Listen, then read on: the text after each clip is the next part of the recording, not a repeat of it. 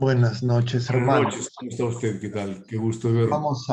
De igual modo, vamos, Raúl, vamos a empezar con una oración. Claro que sí. En el nombre del Padre, y del Hijo, y del Espíritu Santo. Amén. Señor Jesús, bendito y alabado seas. Te damos gracias porque nos permites reunirnos en tu presencia. Te pedimos que todas las cosas que pensemos, digamos y hagamos durante toda nuestra vida y en el día de hoy, todo parta de ti como su fuente y todo llegue a ti como su fin. Y lo hacemos con la oración de los hijos de Dios que tú mismo nos enseñaste. Padre nuestro que estás en el cielo, santificado sea tu nombre. Venga a nosotros tu reino. Hágase tu voluntad en la tierra como en el cielo. Danos hoy nuestro pan de cada día. Perdona nuestras ofensas, como también nosotros perdonamos a los que nos ofenden. Y no nos dejes caer en la tentación y líbranos del mal. Amén.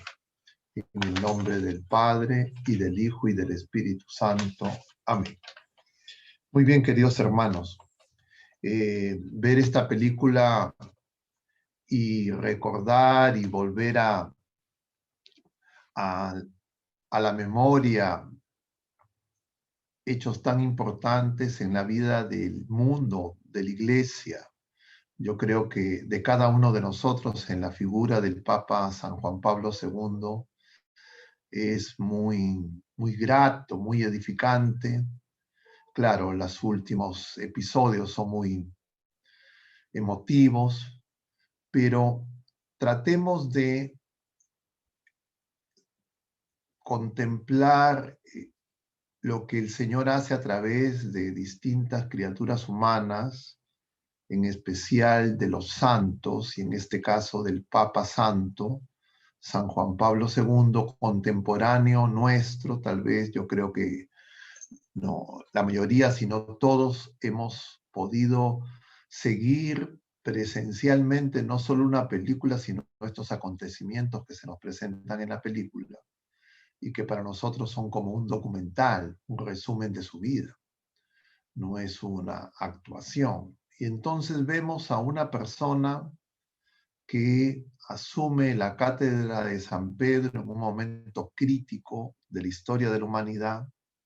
Como ustedes saben, él asume el pontificado el año 78, octubre, 16 de octubre del año 78. Y fallece, como sabemos, en abril del año 2005, el 2 de abril. Su pontificado es uno de los más largos, 27 años, y 27 años muy importantes. Porque en esos 27 años, si podríamos empezar a enumerar algunas de las dificultades que se presentaban en el mundo y en la vida de la Iglesia, y que tal vez, por lo menos lo digo en primera persona, muchos de nosotros no teníamos plena conciencia de todo lo que esto significaba en esos momentos y sobre todo ahora, ya cerca de 15, más de 16 años después, el impacto que sigue teniendo. Y me refiero a ese tránsito, diríamos, del mundo bipolar, de la Guerra Fría, a este proceso de globalización y a este proceso que no concluye, pero que nosotros, sabiendo lo que se nos revela en las Sagradas Escrituras, vemos que es ese proceso, diríamos, continuo de, llamémosle así, de ensamblaje de la bestia del mar, de la que nos habla el capítulo 13 del libro del Apocalipsis. El libro del Apocalipsis es el libro de la revelación. Se nos ha dado para que nosotros comprendamos, entendamos lo que está por venir, es profecía. Y en consecuencia, nosotros tenemos que acudir una y otra vez a ese libro, el último de la Sagrada Escritura, para entender los signos de los tiempos.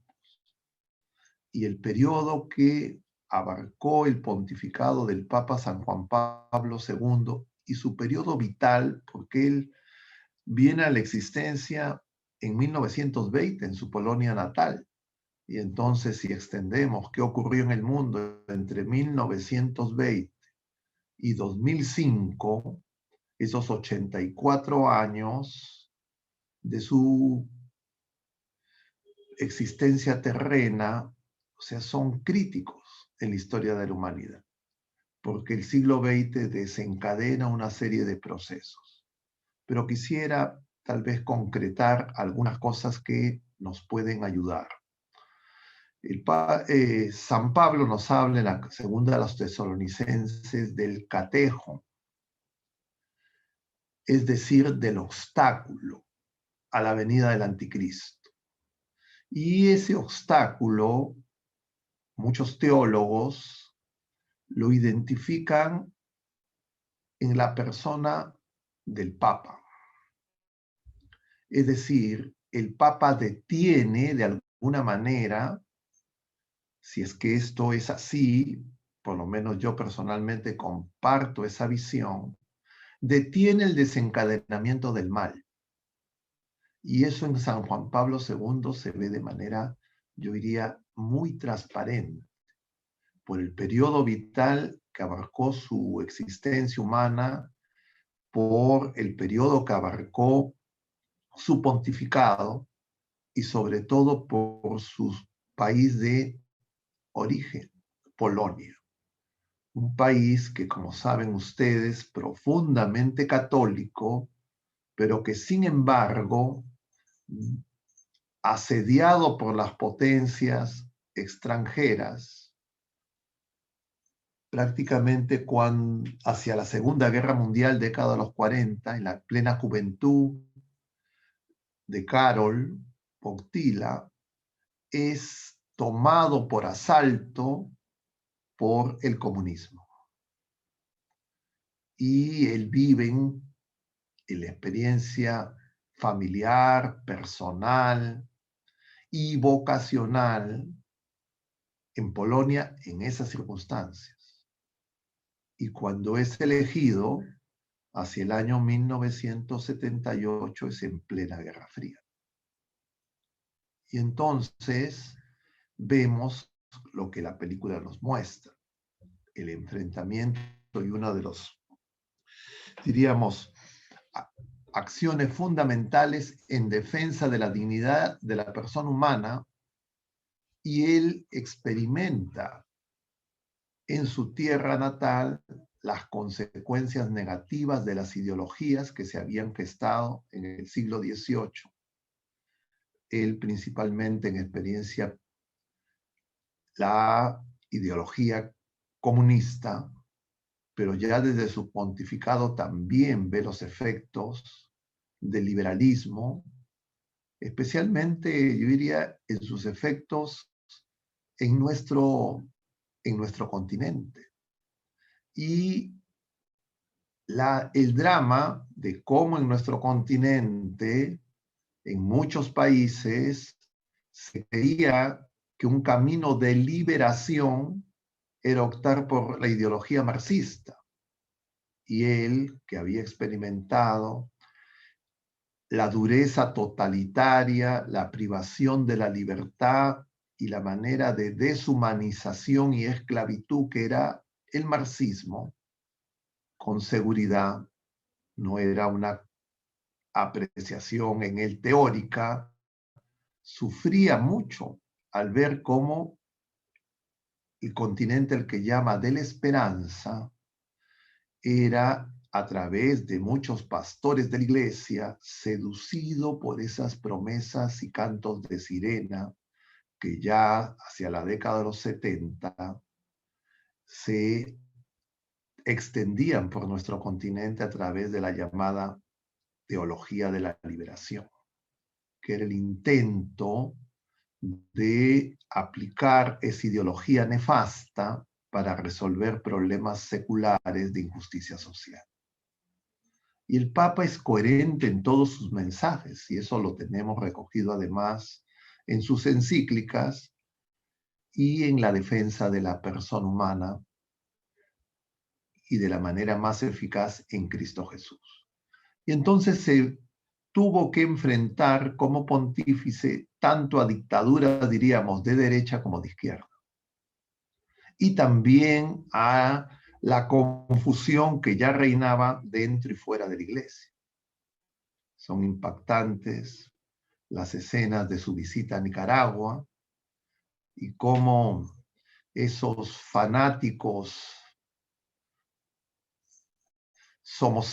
diríamos, esos fanáticos izquierdistas lo hostilizaron durante sus alocuciones y cómo detrás actúan poderes ocultos y finalmente 3 años después intentan asesinarlo, el 13 de mayo del año 81.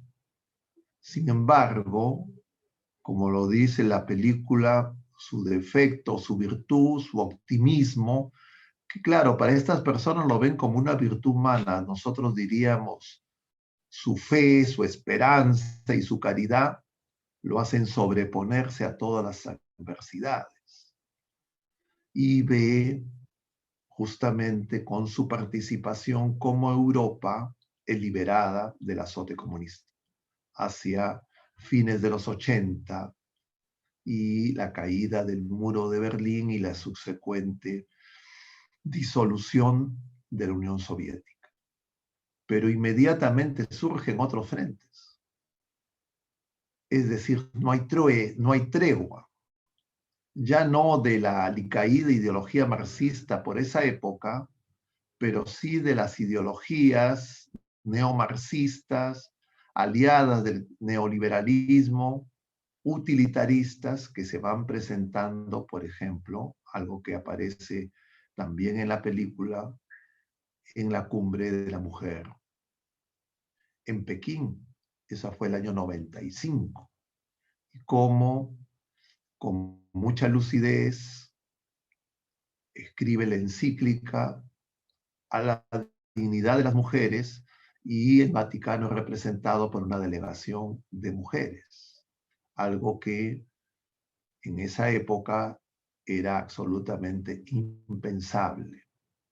Pero surge igual la lucha contra la inequidad, contra las injusticias, contra la pobreza, contra el aborto, contra, diríamos, el relativismo que ya se extendía y simultáneamente la guerra que una y otra vez amenazaba en distintas formas de violencia, en África, en países marginados del orden que se viene implementando, pero también en Irak, también en atentados como las Torres Gemelas, y cómo se va de alguna manera confabulando distintos actores y distintos intereses con un discurso falso para que las ideologías arrinconen a la fe. Y él, por eso yo diría, se convierte verdaderamente en un catejón, detiene en su pontificado el progreso de muchas de esas, diríamos, iniciativas falaces, mentirosas, contrarias a la fe, y que durante su pontificado, muy fructífero en enseñanza, pero tal vez poco conocido, y entonces en esa, diríamos, sensibilidad para reconocer lo que estaba viviendo el mundo, la iglesia y el ser humano, esa preocupación por los jóvenes, por las mujeres, que se traducen en esa participación en la Jornada Mundial de la Juventud. La película no habla de las jornadas de la familia, que fueron propuestas e iniciativas en su pontificado. y sobre todo esa presencia masiva de la gente en las calles, en sus múltiples viajes del llamado Papa Peregrino, que hacía que se sorprendieran propios extraños dentro y fuera de la iglesia. Y esa capacidad que viene del amor de Dios, del Espíritu Santo, de comunicarse con distintas generaciones en distintos lugares y en distintas lenguas. Eso es lo que le corresponde a la iglesia. Pero además de esa acción del pontífice, del papa, se veía ya durante los años de su pontificado algunas brechas y fracturas dentro de la propia iglesia. Como sabemos, lo que viene ocurriendo luego de su partida ha sido una situación donde nosotros ahora, con más claridad, vemos pues lo que ya se podía intuir desde su pontificado, y es que esa guerra fría en realidad es una apariencia de confrontación, pero en realidad es la visión deshumanizante, cosificadora, que le quita la dignidad a la criatura humana y que el mayor atentado que se produce, como dice alguna de las frases durante la película, que ha notado, va a decir el Papa San Juan Pablo II, que el mayor atentado a los derechos humanos, a la humanidad, es quitarle a Jesucristo, es quitarle al Salvador, es dañar la fe. Y por esa razón, nosotros que hemos sido testigos de su acción hasta el último día de su existencia, esa traqueostomía se produce en febrero del año 2005 y él fallece ese mismo año en abril. Y hemos visto justamente el último Ángelus, donde ya en la Plaza de San Pedro, pocos días antes de morir, ya no puede expresar en palabras todo lo que en su corazón ardía de amor. Y la frase que ahora le encuentro, para leérselas textualmente, que no he verificado si es textual del Papa, pero que se menciona en la película. Excluir a Jesucristo es el acto más inhumano que se produce contra la humanidad. Sacar a Jesucristo, es decir, dañar la fe, es decir, impedir que nos reunamos en su presencia real, impedir que nosotros podamos dar testimonio, y lo más grave que pueda acontecer para la humanidad. Y lo que vemos es que transcurridos los años luego de su partida, 16 años, esto no se ha detenido, sino que cada vez se extiende, y el continente de la esperanza y nuestro país son acechados por esas mismas ideologías que han devastado Europa y el mundo entero. Y nosotros tenemos un legado, una experiencia y un testimonio en los santos, y en especial en este Papa contemporáneo nuestro, que le muestra a la iglesia, pero también a cada bautizado y a cada familia, que nosotros en Cristo Jesús ya hemos vencido. Y su lema evangélico, no tengan miedo, que empieza desde el inicio de su pontificado, tiene que resonar en nuestros corazones cuando vemos que asoman las tinieblas de la confusión, de la mentira y del engaño. Y la fe, que es el tesoro que hemos recibido, que nos permite entrar en comunión de amor con Jesucristo y con nuestros hermanos, la tenemos que cuidar más que nunca, porque igual que otros países en nuestro continente, se nos va a quitar o se va a pretender quitarnos lo más valioso. Y si nosotros no nos damos cuenta de cuál es el tesoro que tenemos en el campo, podemos vender el campo, es decir, podemos entregar esa herencia por un plato de lentejas o por bienes meramente pasajeros. Y yo quisiera detenerme acá para que podamos tener algunos minutos de diálogo, porque en realidad lo que se puede comentar es mucho y abundante.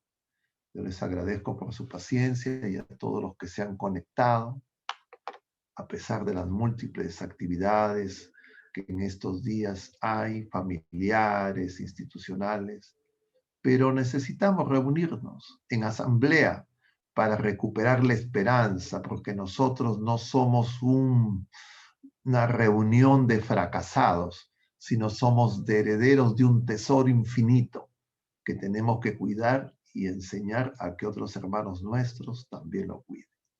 Muchas gracias. Gracias, padre. Sí, efectivamente. ¿Alguna pregunta? Sí, hay varias, padre.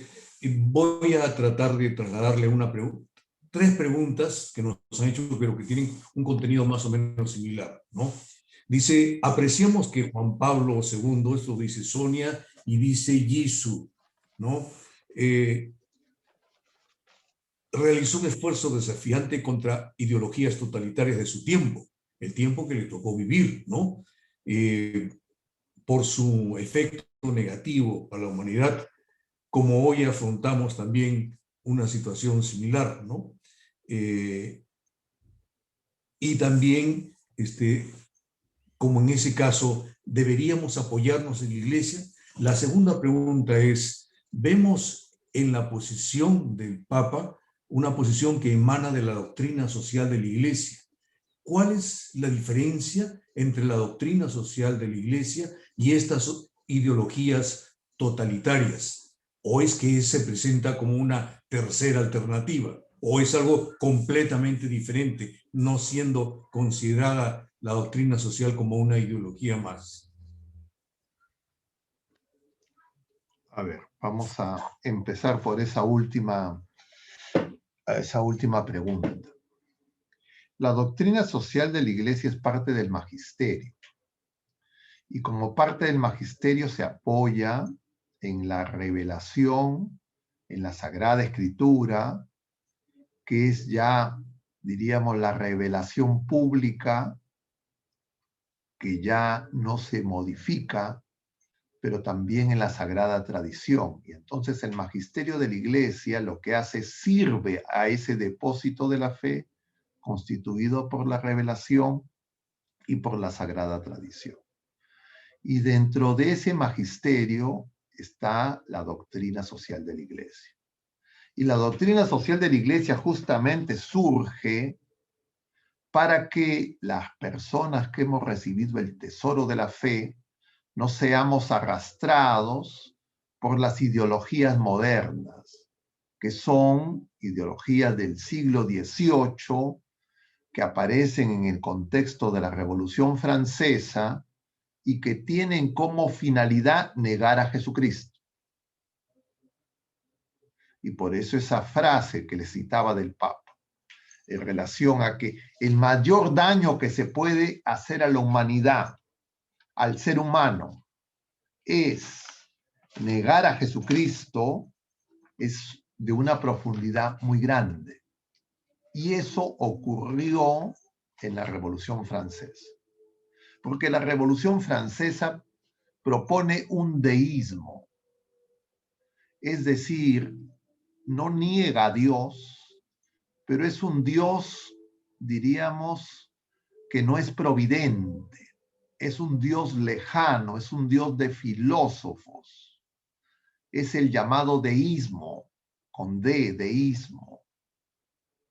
Y esa forma de entender a la divinidad niega a Jesucristo, porque Jesucristo es el Dios encarnado, Dios y hombre verdadero, es decir, el eterno entra en el tiempo, el Eterno asume la naturaleza humana y asume toda la problemática y el dolor y el sufrimiento y toda experiencia humana para redimirnos.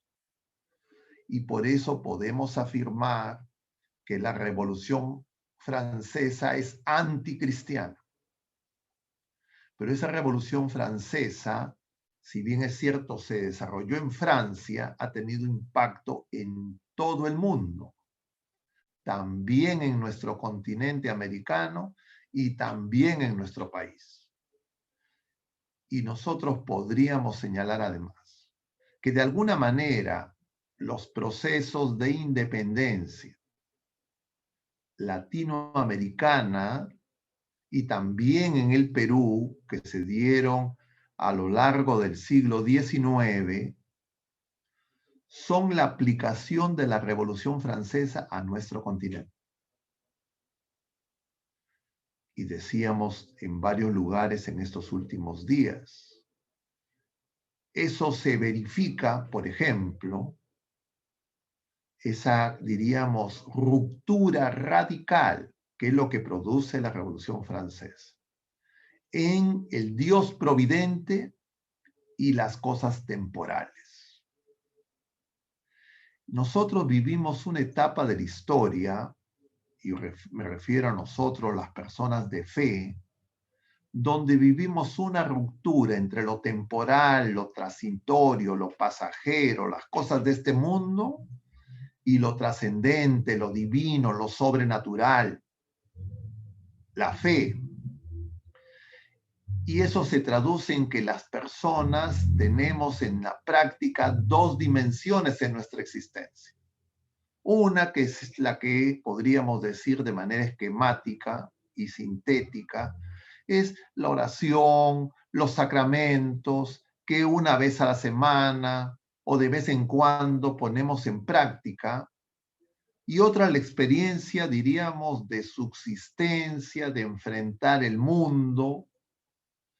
Y esas dos realidades, la mayoría de las personas, como consecuencia de ese, diríamos, de esa infección ideológica que se produjo a través del liberalismo y del marxismo, hace que las personas encuentren que son dos mundos distintos. Entonces la gente dice, soy una persona cuando estoy en el ámbito público, en el trabajo, en la universidad, en los estudios, y otra persona cuando estoy en el templo, cuando recibo los sacramentos, cuando participo de la Eucaristía, cuando hago oración. Entonces se ha abierto un abismo en esta relación entre lo temporal y lo eterno. Y eso es porque se saca a Jesucristo. Porque en Jesucristo se encuentra unidad entre ambas cosas. Porque la persona de Jesucristo, al ser verdadero Dios y al ser verdadero hombre, Él asume todo lo temporal. Él, veíamos en el Evangelio, en el día de ayer, ese era conocido como el hijo del carpintero por sus paisanos de Nazaret. No lo reconocían como Dios, pero Él era Dios trabajando como carpintero. Y nosotros vivimos una situación donde muchas veces vivimos nuestra fe como algo desarraigado de lo social, de lo político, de lo económico, de lo cotidiano, de los problemas familiares, de los problemas psicológicos, emocionales, de la enfermedad, de la ciencia, de la tecnología. Ese drama es consecuencia de haber sacado a Jesucristo. Y eso lo identificó claramente el Papa San Juan Pablo II, porque él participó activamente en el Concilio Vaticano II. Y el Concilio Vaticano II justamente quería que la Iglesia y el mundo entendieran esa dinámica. Pero pasados más ya de 50 años del Concilio Vaticano II, nosotros, los bautizados, los miembros de la Iglesia, seguimos en la confusión, porque esa confusión es alimentada desde el mundo. Y por eso el mundo insiste en que la Iglesia no tiene que intervenir, por ejemplo, en los temas de la sexualidad, como se ve que desafiaba esa doctora que trataba pacientes con VIH-Sida y que le hace esa pregunta que ya en esa época no se entendía y que ahora probablemente se entienda menos porque justamente no comprendemos cómo desde no la fe, cómo desde la revelación, cómo desde la tradición y cómo desde el magisterio nosotros tenemos una presente. Muchos clérigos y muchos miembros de la jerarquía de la iglesia y también los laicos hemos olvidado. Y entonces diríamos que ese tesoro de ese testimonio en este Papa Santo lo hemos olvidado. Parecería que esa otra tendencia facilista de acomodarnos al mundo, de no detener el desencadenamiento del mal, sino creer que más bien en la mentira, en el mal, en el error, en las ideologías, vamos a encontrar respuestas como las que ya se producían y hemos mencionado en la década de los 70. Creer, de un lado, que las dictaduras, diríamos, de derecha o las dictaduras de izquierda o esas visiones ideológicas van a hacer libre al hombre. Y el único que puede hacer libre al hombre, el único que puede elevar la dignidad del ser humano es Jesucristo, porque Jesucristo es Dios y hombre verdadero y viene a salvarnos justamente de esa fractura que es consecuencia del pecado y la pérdida de fe, la ignorancia. Ahora, yo no sé si es que en mi entusiasmo ante la pregunta he dejado de comentar algunos otros elementos porque me decían que habían 3 preguntas en uno.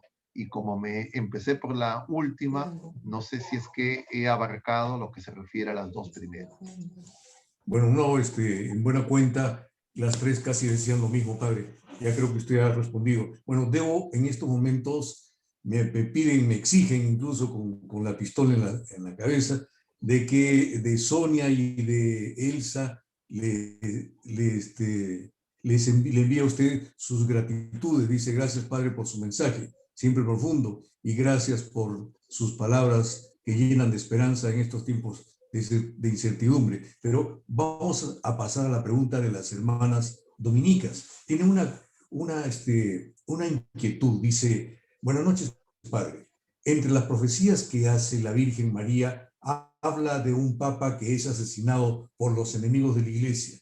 ¿Puede considerarse que el papa al que se refiere esta profecía es Juan Pablo II? Entonces, si es así, ¿la protección de la Virgen cambió su destino? ¿Qué comentario le merece? A ver, yo no sé si es que se refiere a los mensajes de Fátima. Es probable, padre. Si se refiere a los mensajes de Fátima, el mensaje de Fátima, como el Papa Benedicto XVI, como cardenal y luego como Papa, comentaron, es aún abierto. Nosotros no podemos decir que diríamos, esos mensajes de esos secretos de Fátima en relación al tercer secreto ya se han cumplido plenamente, porque lo que refieren los niños videntes es que ese papa muere, pero en el atentado del año 81, justamente 13 de mayo, el papa atribuye su sobrevivencia a la protección de nuestra Madre Santísima y el papa no muere. Entonces faltaría que se cumpla esa profecía en un papa que en algún momento, no sabemos cuál, tendría que ser víctima de ese atentado y ese atentado no lo libraría de la muerte. Entonces, lo que sí es cierto es que el Papa San Juan Pablo II es un Papa profundamente mariano. En su lema, Totus Tuus, en su devoción polaca a Nuestra Señora de Czestochowa y en sus múltiples manifestaciones como pontífice, nos hace ver que justamente ese ejército de María, esa protección singular de nuestra Madre, por designio de Jesucristo, en la voluntad del Padre, como nos refiere el libro del Apocalipsis, en el capítulo 12, donde aparece María representada en esa mujer vestida de sol, porque dice que es llevada al desierto y que da luz un varón primogénito que es arrebatado al cielo. Entonces se refiere en esa primera parte definitivamente a nuestra Madre Santísima. Pero también dice después que llevada al desierto es perseguida por el dragón. Y esa persecución por el dragón y esa tierra que se abre, ya parecería que se aplica más no a la vida de nuestra Madre Santísima, sino más a la Iglesia, es decir, a las personas de fe, es decir, al resto de los hijos, dice el Apocalipsis. Y entonces el resto de los hijos de esa mujer vestida de sol es la Iglesia, porque Jesús le dice a María, al pie de la cruz, he ahí a tu hijo. Y el discípulo amado acoge a María cuando el Señor le dice, he ahí a tu madre. Y el discípulo amado representa a todas las personas de fe. Por extensión, podríamos decir a la Iglesia. Y entonces es un tema que también es materia de mucho examen, y lo que podríamos señalar con respecto a los secretos de Fátima, en específico al tercer secreto, es que todavía no todo se ha, diríamos, manifestado, pero definitivamente los secretos de Fátima tienen un sentido escatológico, porque cuando se leen a la luz del Apocalipsis, a la luz de lo revelado por San Pablo en Tesalonicenses, en Mateo 24 y los paralelos en Lucas y en Marcos, y a lo que dice Daniel, entonces se encuentran muchas, diríamos, muchas señas de lo que acontecerá al final de los tiempos, como veíamos nosotros hace 2 jueves, si no me equivoco, cuando comentábamos el final de los tiempos y las revelaciones marianas. Gracias, Padre. Christopher nos dice, en el Congreso Eucarístico de Pensilvania en 1977, el cardenal Karol Wojtyla nos dijo, estamos ahora ante la confrontación histórica más grande de la humanidad que jamás haya pasado. Estamos ante la contienda final entre la Iglesia y la antiiglesia, el Evangelio y el antievangelio. ¿Cuál es su comentario ante estas palabras? ¿Y por qué este tipo de enseñanza casi ni se toman en cuenta hoy en la Iglesia? Gracias por su respuesta. Mucha de la acción y del magisterio del Papa San Juan Pablo II y también del Papa Benedicto nos hacen ver que tenían claro que estábamos al final de los tiempos. Porque esa afirmación, no conozco exactamente el contexto en que fue mencionado y lo que el Papa a lo largo de ese discurso además mencionó, pero definitivamente tiene una connotación escatológica. Y el libro de la Revelación, el libro del Apocalipsis, nos habla de eso, justamente el capítulo 13 del Apocalipsis, nos habla de las 2 bestias. Esas 2 bestias, una es la bestia del mar y otra es la bestia de la tierra. En la Sagrada Escritura, el mar es el mundo, los poderes temporales, los poderes, diríamos, políticos, económicos, tecnológicos, del hombre que se rebela contra Dios, diríamos, de los herederos de la visión deísta de la Revolución Francesa, que quieren construir un mundo sin Dios, donde el ser humano expulsa a Jesucristo. Y de otro lado está la bestia de la tierra.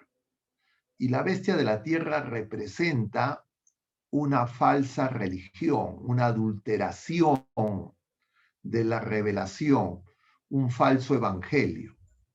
Y lo que nos dice el libro del Apocalipsis es que esas dos bestias, esas dos fieras, esos dos poderes van a trabajar juntos. La bestia del mar va a ser encabezada por un personaje que es conocido como el hombre de la perdición, el anticristo, que es el mismo apelativo que se le da a Judas en los evangelios. Y esa falsa iglesia, esa falsa religión, esa bestia de la tierra, va a encumbrar a un falso profeta, que como un, entre comillas, San Juan Bautista falso, va a anunciar al anticristo como el que le va a otorgar a las criaturas humanas paz y seguridad. Y por eso San Pablo va a decir, cuando escuchen decir paz y seguridad, es que el tiempo ya está cerca. Al presente, ya desde el año 78, antes de su pontificado, esas palabras del Papa, como ocurre con las profecías, se hacen más claras, conforme se acerca la fecha de cumplimiento. Y nosotros podríamos señalar que eso que aparecía como antagonismos entre esos poderes temporales, cada vez se van haciendo más, diríamos, se muestran más homogéneos. Lo que falta, obviamente, es que aún no se ha manifestado el anticristo, aún no se ha manifestado el falso profeta. Diríamos que ya estamos viviendo una gran confusión que es de alguna manera una forma de entender la tribulación y que en algún momento esa tribulación va a ser muy grande. En la gran tribulación como no ha habido nunca, dice el Señor en Mateo 24. Y esa gran tribulación se va a desencadenar cuando se retire el catejón, es decir, el obstáculo para que se desencadene totalmente el mal. Y entonces ese catejón va a dar el inicio de la llamada semana de Daniel, la 7ª semana, que en realidad se refiere a 7 años y medio. ¿Cuándo va a empezar eso? Hay que estar vigilantes. Pero los signos de los tiempos nos hacen pensar que esas fechas parecería que no son tan lejanas. Pero como toda profecía, esa profecía, la realiza el mismo Señor en Mateo 24 y se presentan en toda su grandeza en el Apocalipsis, no es el anuncio de desastres y de desgracias, porque el Señor al final del capítulo 24 de San Mateo va a decir, cuando vean estas cosas y sobre todo cuando vean la abominación de la desolación en el lugar santo, el Señor va a decir, levántense, levanten la cabeza, alégrense, se acerca la liberación, porque Jesucristo ya venció. Pero la única manera en que no nos desesperemos, no nos sintamos abandonados, es que tenemos que cuidar la fe, la esperanza y la caridad. Porque sin fe, esperanza y caridad, cuando ocurran en su despliegue pleno esos acontecimientos, las personas que los vivan, seamos nosotros u personas a futuro, no van a poder enfrentarlos. Y por eso el Señor dice que la prueba va a ser tan grande que si no se acortan esos días, incluidos los justos, los santos, perderían la fe. Y entonces nosotros tenemos que disponernos para que justamente todas esas circunstancias temporales que pueden hacernos creer que el Señor nos ha abandonado, que no interviene en la historia, que estamos solos, que no hay esperanza, nosotros tenemos que dejarlas, abandonarlas y rechazarlas, porque son veneno para que nosotros nos allenemos a los poderes temporales y finalmente, diríamos, rechacemos al Señor de la gloria y acojamos no al que viene en el nombre del Padre, sino al que viene en su propio nombre, como dice el Señor a los judíos. Gracias, Padre. Tenemos también otras dos preguntas que más o menos las vamos a unir de esta forma, ¿no? Dice que en gran medida se aprecia que la caída del muro de Berlín, ¿no? Tuvo como gran responsable al Papa Juan Pablo II, ¿no? Un fuerte líder cristiano, al margen que también ya el sistema estaba fracasando y podía caerse en cualquier momento. Ahora la situación se ha trasladado a Latinoamérica. En estos momentos nosotros estamos apreciando un, entre comillas, renacimiento de estas ideologías neomarxistas, en fin, etc. Necesitamos, Padre, a su entender, algún líder fuerte que frene esta expansión. Estamos cada vez más cercados por estas nuevas tendencias. ¿Qué opina usted? Nuestro líder es Jesucristo, ¿ya? Nosotros necesitamos a Jesucristo. Nosotros no ponemos nuestra esperanza en criaturas humanas, sino solo en Jesucristo y las personas que vienen en el nombre de Jesucristo. Bendito el que viene en nombre del Señor. Entonces, el buscar líderes fuertes o criaturas humanas que respondan solo a problemas temporales y que no preserven el tesoro de la fe, que nos hagan olvidar que tenemos ese tesoro, que nosotros somos ese campo con ese tesoro, puede hacer que nosotros vendamos por un plato de lentejas ese tesoro. Entonces, por eso insisto, el problema no es separar nuestras necesidades temporales, pasajeras, económicas, sociales, políticas, de nuestra visión trascendente, de peregrinos hacia la patria celestial, de herederos del reino, de hermanos de Jesucristo, de miembros de una familia en Cristo, hijos del Padre, de nuestro Señor Jesucristo, templo del Espíritu Santo. Y entonces, si nosotros creemos que esto se va a resolver simplemente de una manera política, sociológica, meramente temporal, sin la participación de Jesucristo, cometeríamos un error. Y por eso es que yo les respondo diciendo, nosotros ya tenemos a la cabeza. Nosotros somos el cuerpo, lo que tenemos es que escucharlo y obedecer. Y el Señor suscitará criaturas humanas para que, según su santa voluntad y según el designio providente del Padre, enfrentemos esta última etapa, si es que estamos ya en el final de los tiempos, de nuestra total liberación, que no es algo que va a, diríamos, involucrar solamente a Latinoamérica, sino al mundo entero. Entonces, la revelación no viene por continentes, sino que de alguna manera ya veíamos nosotros, y la película menciona en varios casos, cómo era un obstáculo para la extensión, por ejemplo, de las ideologías materialistas ateas, el predicamento del Papa San Juan Pablo II. Así lo aparecen estos supuestos agentes de la KGB, de los organismos políticos, de inteligencia de la Unión Soviética. Y claro, esa situación no implica, y el Papa por eso también lo manifiesta, que el problema no desaparece con el colapso del sistema soviético. Aparece la otra cara de la bestia, y la otra cara de la bestia es el liberalismo también deshumanizante, que ofrece aparentemente libertad, pero que en la práctica es la esclavitud del pecado y la desobediencia a Dios.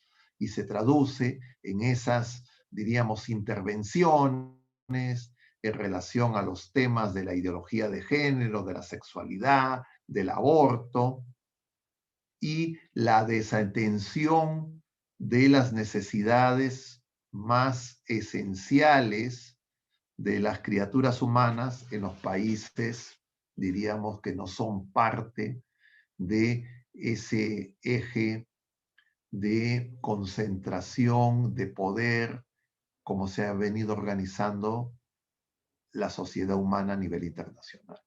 Entonces, pensar que tenemos que buscar un líder terrenal, temporal, meramente para los asuntos políticos, y que los asuntos de fe son otra cosa, que no tienen una que ver con la otra, es justamente no desprendernos de las mentiras falaces y de los engaños que estas ideologías modernas desde la Revolución Francesa se han derramado como veneno a la conciencia del mundo entero.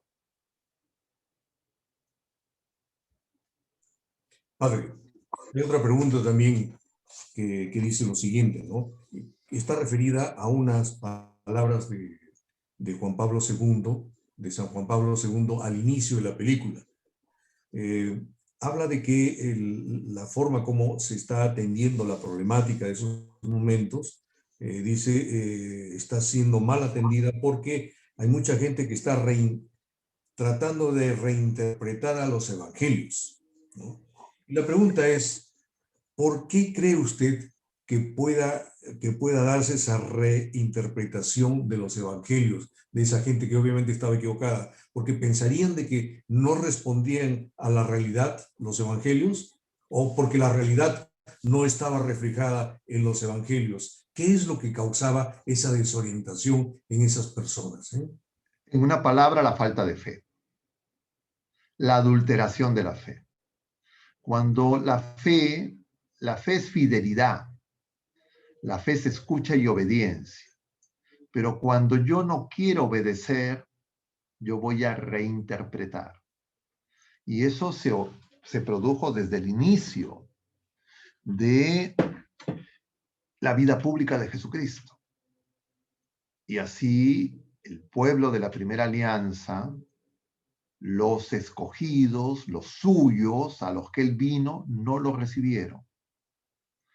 ¿Y por qué no lo recibieron? Porque su fe ya se había adulterado, porque ellos esperaban un Mesías terrenal, temporal, que les resuelva los problemas inmediatos. Y Jesucristo nos lleva a un éxodo que no es la estación de la tierra prometida, que es el crecimiento en la fe y esa relación con Dios que nos lleva a saber que participamos de vida divina. El pueblo de la primera alianza creía que se quedaba en la tierra. Y Jesucristo viene a decirnos que su reino no es de este mundo. Y entonces cuando nuestra fe se adultera y se convierte simplemente en diríamos, un mesianismo secularizado, como nos enseña el Catecismo de la Iglesia Católica, numeral 676, entonces yo voy a creer que lo que tengo que tener es el paraíso en la tierra, y esa es tentación satánica. Y por supuesto, nosotros sabemos y los evangelios nos enseñan, y lo hemos visto en estos días pasados en San Mateo, en estas parábolas del trigo y la cizaña,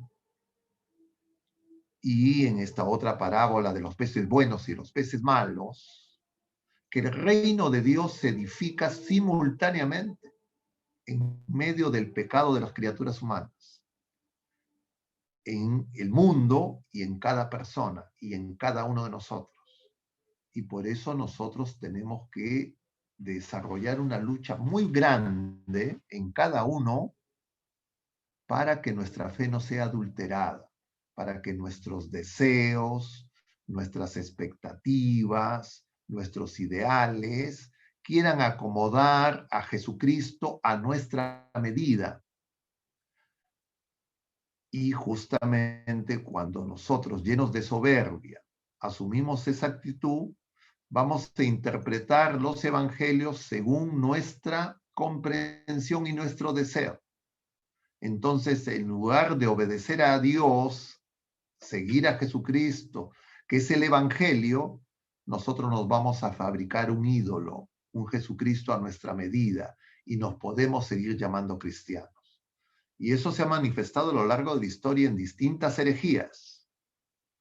La más nefasta, tal vez, fue la mal llamada Reforma Luterana, que niegan a Jesucristo en los sacramentos y en el sacramento por antonomasia, que es la Eucaristía, y que se manifiesta en distintos lugares, como, por ejemplo, dentro de la propia Iglesia, en Alemania, en la conferencia episcopal que ha producido este llamado sínodo.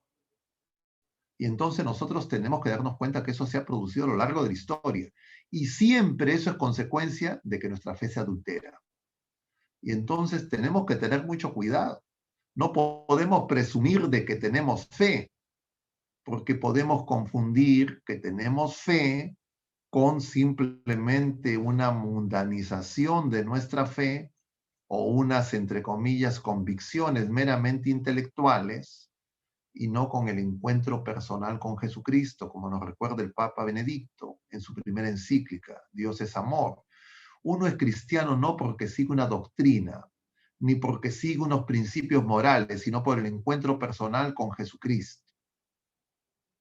Y ese encuentro personal para nosotros, que vivimos luego de la ascensión a los cielos de nuestro Señor Jesucristo, se realiza en los sacramentos, donde Él nos comunica la gracia. Y a partir de esa gracia yo puedo reconocer a Jesucristo en mí y en mis hermanos y poner en práctica el sacramento que de alguna manera es el testimonio de vida de cada uno de nosotros, porque la iglesia es como sacramento y cada bautizado es como sacramento, viviendo plenamente el mandamiento del amor. Es decir, amar como Jesucristo nos amó. Padre, esa fe adulterada o debilitada es la que explicaría la existencia de la teología de la liberación. Diríamos, todas esas teologías que intentan explicaciones racionales para o resolver problemas pasajeros o encontrar y hacer, entre comillas, más compatible a Jesucristo al mundo. Jesucristo nos advierte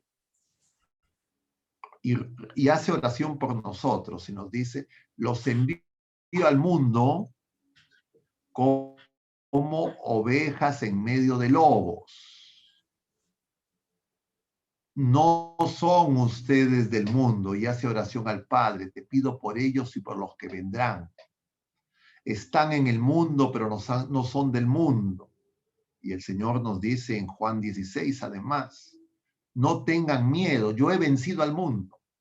Entonces el problema de nosotros es que estamos en el mundo y el mundo nos seduce. Con flores y con fieras nos atemoriza. Y muchas veces nosotros nos queremos acomodar al mundo y queremos acomodar nuestra fe al mundo. Y entonces rechazo los mandamientos, rechazo los pecados, creo que ya son cosas que hay que modernizar, creo que es más importante, entre comillas, una integración horizontal, una fraternidad sin padre y alcanzar bienes temporales más que la patria celestial. Esas son las seducciones de Satanás. Al mismo Señor le dice, póstrate y en ese monte donde le muestra los reinos del mundo, y si tú me adoras, yo te daré los reinos del mundo, le dice al Señor. Y si es que se atreve el enemigo a tentar al Señor, ¿cómo no va a tentar a las criaturas humanas? Y entonces nosotros tenemos que reconocer en nosotros ese deseo, muchas veces escondido y muchas veces lo queremos simular y disfrazar. Y nosotros tenemos por eso que ser purificados en la fe. Y muchas veces la fe se purifica en la prueba. Y esta pandemia y los acontecimientos, diríamos, políticos en nuestro país, como ocurrió análogamente en otros continentes, son pruebas para nuestra fe. Y un ejemplo claro es el pueblo polaco y la vida del Papa San Juan Pablo II. En otras palabras, la lucha es para mantenernos fieles y perseverar en la fe. Ok, disculpe, padre. Bueno, a mitad de película más o menos se ve una escena en la que el Papa hace una visita a África, algún país de África que no me acuerdo en estos momentos, y allí intercambia palabras con una investigadora, una médico, una doctora, que después la encuentra en una conferencia en Roma, tengo entendido, ¿no? Una conferencia de científicos. Y ella lo aborda con un tema, ¿no? Que dice más o menos algo así como hablando sobre la sexualidad y la forma tan retrasada con que la iglesia aborda ese tema. Inmediatamente después y antes de que termine su explicación, no termina la explicación el Papa, ella abandona la sala, ¿no? Después el Papa intenta conversar personalmente con ella, pero no termina por entender la señora esta. ¿Tiene algún símbolo esa escena? Se refiere claramente pues a todo esto que ocurrió hacia la década de los 70, 80, que era esta visión modernista para, diríamos, rechazar las enseñanzas del Papa Pablo VI en Humane Vitae contra los anticonceptivos, contra, entre comillas, la manipulación artificial de la vida y del acto generativo, y con esa promiscuidad que promovía la ideología de género, el feminismo de género, y que el Papa enfrentó a través de su encíclica Evangelium Vitae, el Evangelio de la Vida. Y entonces por eso les decía, he comentado ya sobre este pasaje de la película, y les decía que no solo fue pues la lucha contra el comunismo, sino también con ese liberalismo que comercializa al ser humano y lo quiere convertir en mercancía y lo esclaviza, negando el mal del pecado, de la promiscuidad sexual, del uso desordenado, de la sexualidad, con una mal entendida libertad que la hace equivalente a hacer lo que me da la gana. Y entonces, si la iglesia no se acomoda a eso, la iglesia es atrasada, es obsoleta.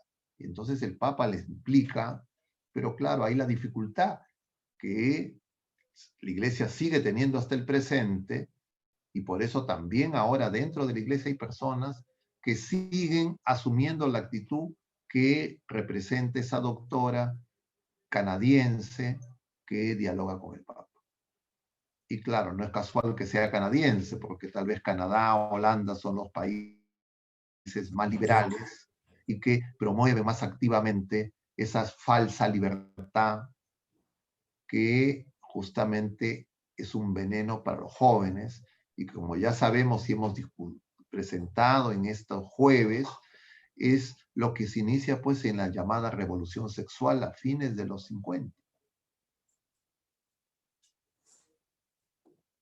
Padre, Rodrigo nos pregunta, bueno, le pregunta a usted lo siguiente, dice, en esta época en que el trabajo ocupa gran parte de nuestros horarios, quitándonos la vida familiar, se propagan ideologías para adoctrinar a las personas a ser más competitivos, a tecnificarse, incluyen conceptos como técnicas de relajación, como el yoga, hasta a veces ideologías de género y feminismo radicales, teniendo como ejemplo al Papa Juan Pablo II, cómo acercarnos a Jesucristo sabiendo que el mundo hace que parezca que no hubiese un espacio para Dios y tener muchas veces personas que son muy contrarias y agresivas con Dios. Gracias, Padre. A ver, voy a terminar con esta última pregunta. Tengo misa a las 8, entonces ya me están tocando la puerta. Y a ver, brevemente, ya hemos comentado sobre esta pregunta, ¿ya? La respuesta a esa inquietud es Jesucristo. porque Jesucristo es Dios y hombre verdadero. Jesucristo une el cielo y la tierra. Jesucristo une lo temporal y lo eterno. Jesucristo une lo humano y lo divino. Y en Jesucristo todo eso que parece como antagónico se resuelve, porque Jesucristo trabajó, realizó las actividades humanas y de esa manera consagró todo lo vinculado al ser humano y nos ha dado vida divina. Y la Sagrada Familia, y José y María, que son el modelo humano que nosotros tenemos, José y María, todo lo que hicieron lo hicieron para Dios, porque ellos en ningún momento de su existencia quitaron los ojos de Dios, porque tenían a Jesucristo. Entonces, cuando José trabajaba como carpintero, lo hacía para resolver necesidades temporales, pero para Dios, y para María y para él. Nosotros no vivimos así, porque nosotros no vivimos en presencia del Señor, porque justamente estamos engañados por estas ideologías. Y entonces la única manera de resolver esas dicotomías entre lo temporal y la vida, diríamos, sacramental, de oración, es en Jesucristo. Y el Señor nos deja modelos en la Sagrada Familia, pero también en la multitud de santos, como San Juan Pablo II, y hoy celebramos a San Ignacio de Loyola. Así que nosotros ya tenemos la respuesta. Pero lo que, claro, nos falta fe y por eso no creemos. Y entonces queremos hacerlo de otra manera. No hay otra manera. Es el único camino, la única verdad que nos va a conducir a la vida. Bueno, queridos hermanos, les agradezco mucho por su atención y participación. Claro, yo me tengo que retirar, no significa que ustedes suspenden o terminan la reunión, pero yo sí me despido y hacemos una oración juntos y les voy a dar la bendición. Dios te salve María, llena eres de gracia, el Señor es contigo. Bendita eres entre todas las mujeres y bendito es el fruto de tu vientre Jesús. Santa María, Madre de Dios, ruega por nosotros pecadores, ahora y en la hora de nuestra muerte. Amén. El Señor esté con ustedes. Y con tu la espíritu. bendición de Dios Todopoderoso, Padre, Hijo y Espíritu Santo, descienda sobre todos ustedes y permanezca para siempre. Mucho ánimo, queridos hermanos. Que Dios Gracias, les Padre. Las gracias. Gracias a ustedes. Gracias a todos y les recordamos que el próximo jueves tenemos también, continuado con la charla del Padre. Gracias. Gracias, Padre. Hasta luego. Bueno, hermanos, damos por finalizada esta reunión. Espero que les haya gustado esta película. Los invitamos a verla en toda su plenitud. Como les decía, la película original tiene 3 horas, solo que en esta ocasión hemos querido centrarnos en aquello que iba a tratar el Padre. Esto es el Papa ante las ideologías reinantes en estos momentos, que son las mismas que están reinando ahora. Las gracias a todos y el próximo jueves nos vemos. Hasta luego. Gracias.